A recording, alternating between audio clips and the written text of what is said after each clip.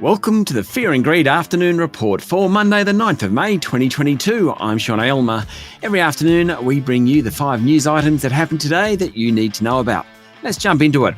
Story number 1. The S&P ASX 200 lost another 1.2% today to finish at 7,121 points. It's now 6% off its most recent highs. Biotech companies Novonix and Imugene were both down more than 11% today, the worst of the top 200. News Corporation fell another 9% after its disappointing results late last week. Almost the best performer today was Westpac. Haven't said that for a while, after announcing a $3.1 billion half-year profit. The result, which included a higher dividend, triggered a 3.3% jump in the bank's share price. But otherwise, there wasn't much good news for the banks, with Macquarie and ANZ both down sharply. The miners were down, with Fortescue off about 5%, as were some other big-name stocks, including property leader Goodman Group. Story number 2. Australia has recorded its lowest daily COVID-19 death toll this year, with just 3 deaths in New South Wales. It's nice to be reporting some good COVID news.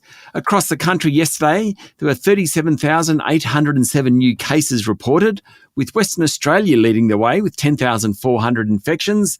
Victoria recorded over 10,000 cases, followed by New South Wales with just under 8,000 cases.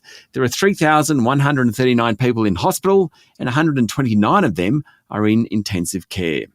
Story number 3. The Star Entertainment Group has finally taken action, putting its high roller rebate program on hold while it deals with probity and tax issues revealed in the current public inquiry into its Sydney casino. The Star wrongly allowed 12 gamblers to play as international rebate players, meaning they paid lower gambling duties, as a result of mistakes or poor practices, according to the current New South Wales inquiry. Also, the group has allegedly unpaid state taxes of at least $2.5 million in New South Wales. In a statement, the board of the group said it had resolved to suspend rebate programs for both domestic and international players across all of its casinos. The Star also appointed interim managers to several senior positions after a bunch of resignations late last week. Meanwhile, the first board member appeared before the inquiry today. Richard Shepherd, the chair of Dexus and former boss of Macquarie Bank, accepted that the board is responsible for setting a firm's culture. That contradicts the comments of former CEO Matt Bekier. The inquiry continues. Story number 4. TPG Telecom has sold its mobile tower and rooftop infrastructure network to a Canadian pension fund.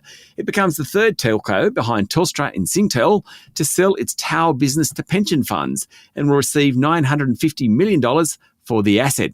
The big super funds like the reliable long-term income from the infrastructure assets. The Canadian group OMA, already has interests in Port of Melbourne, Transgrid and renewable energy developer FRV Australia. TPG's share price rose 2.3% today. Pretty good effort given what else was going on.